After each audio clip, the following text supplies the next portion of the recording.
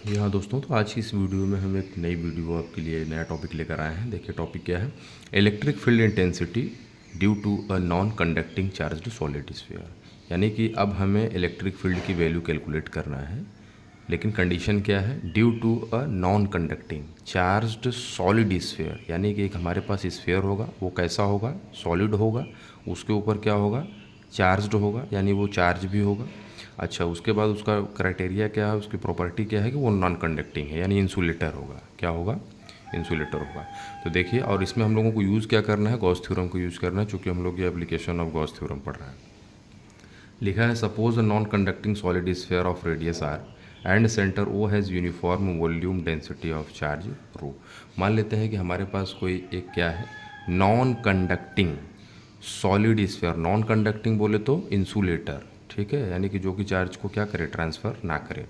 Solid sphere, sphere कैसा है, solid है, पूरा भरा हुआ है, खोखला नहीं है। इसके पहले वाले टॉपिक में, इसके पहले वाले वीडियो में जो हमने आपको कैलकुलेट कराया था वैल्यू ऑफ इलेक्ट्रिक फील्ड, वहाँ पे वो हॉलो स्फीयर था।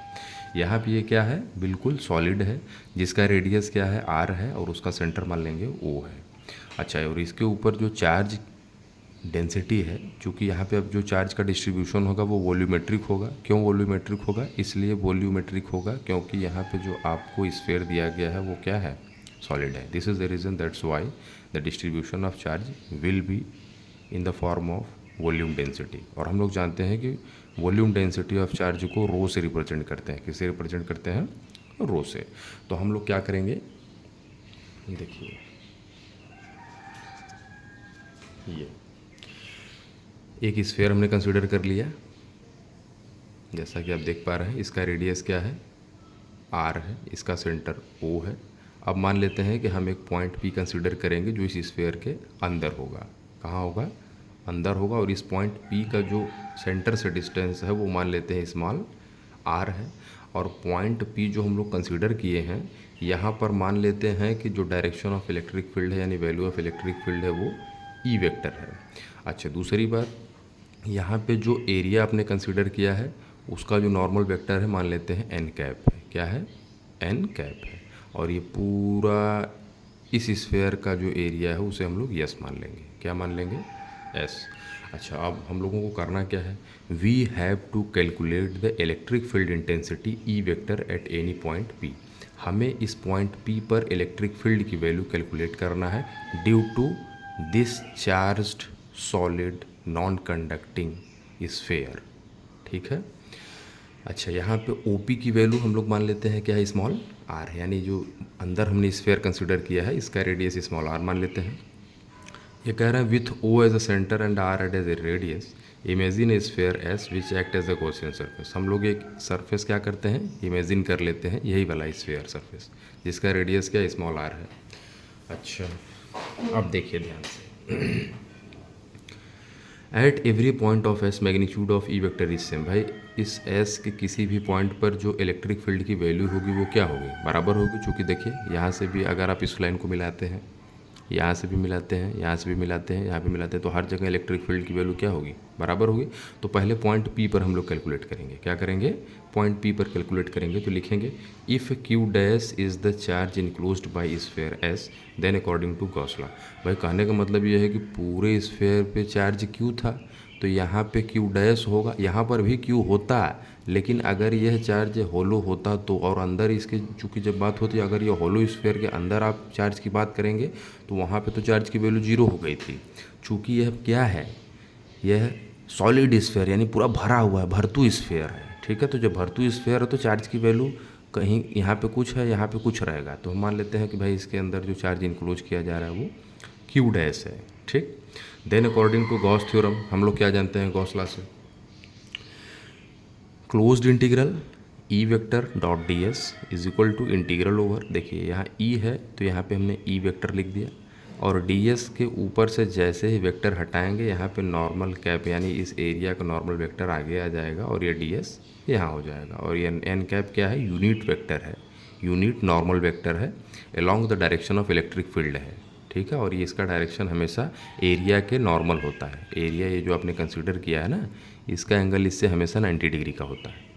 अच्छा, दूसरी बात यहाँ देखिए, डी के बगल में एस है तो इसका मतलब इसको छोड़ के बाकी सब कांस्टेंट है, तो ई क्या हो जाएगा, बाहर हो जाएगा।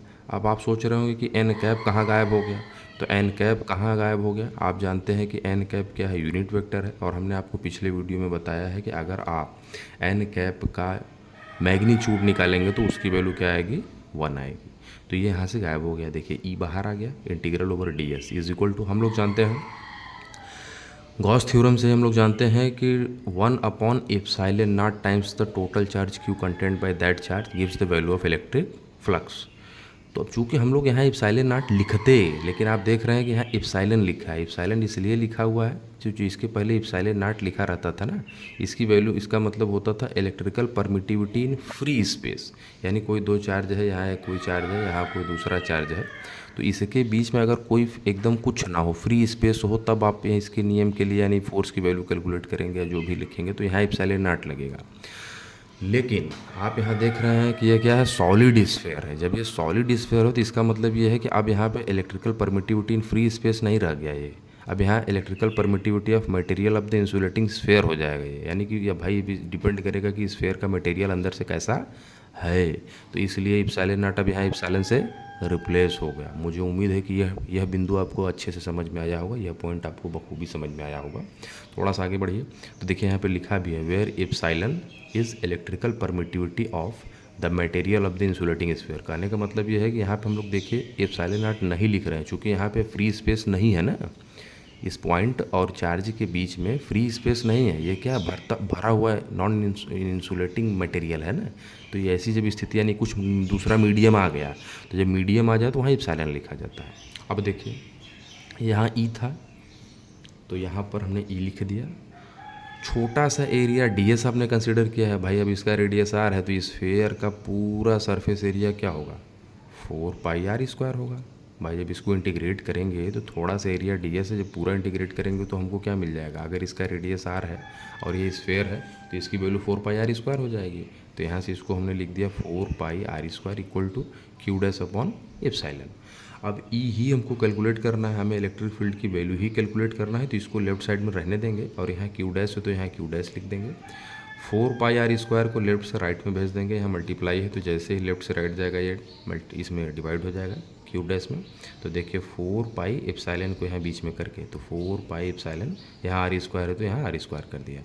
अच्छा ये तो वैल्यू ऑफ इलेक्ट्रिक फील्ड हो गई, लेकिन ये क्यू डैश आपने जो कंसीडर किया है इस स्फीयर पर, अगर इसकी वैल्यू आपसे एग्जैक्टली पूछ दी जाए और आपको चार्ज डेंसिटी इस स्फीयर के अंदर रो दिया हो, तब उस केस में क्यू डैश को वॉल्यूम और इस charge density, volumetric charge density और वॉल्यूम के टर्म में रिप्लेस किया जा सकता है। कैसे रिप्लेस किया जा सकता है, हम लोग जानते हैं कि जो वॉल्यूमेट्रिक चार्ज डेंसिटी होता है उसे रो से रिप्रेजेंट करते हैं और इसकी वैल्यू होती है चार्ज अपॉन वॉल्यूम, यही होता है। तो अगर यहाँ से चार्ज की वैल्यू आपसे कोई पूछेगा तो आप यही नहीं कहेंगे कि इसका मल्टीप्लाई सर इसमें कर दीजिए, यानी रो का मल्टीप्लाई वॉल्यूम में। तो देखिए यहाँ चार्ज, देखिए यहाँ charge Q dash equal to volume into density of charge, यही लिखा हुआ है। तो देखिए यहाँ Q dash is equal to volume of S. अब आप जानते हैं कि अगर आपके पास कोई एक स्फीयर हो, उसका रेडियस आर हो, तो उसका जो वॉल्यूम होता है वो 4/3πr³ होता है, और आपको वॉल्यूमेट्रिक चार्ज डेंसिटी दिया हुआ है पहले से ही रो, तो यहाँ रो, इसके जगह पे हमने क्या लिख दिया, रो लिख दिया। अब क्यू डैश की वैल्यू 4/3πr³ इंटू रो क्या करेंगे, इस इक्वेशन नंबर 33 में उठा के रख देंगे। जैसे ही रखेंगे इसकी कहानी ख़त्म। देखिए यहाँ ई है तो यहाँ पर ई लिख दिया गया, यहाँ क्या है 4πε r², तो 4πε r²। क्यू डैश की वैल्यू क्या है 4/3πr³, तो देखिए 4/3 यहाँ रख रहे हैं इसी में, 4/3πr³ इंटू रो, बाकी पूरा टर्म देखिए यहाँ नीचे लिख दिया गया, ठीक है।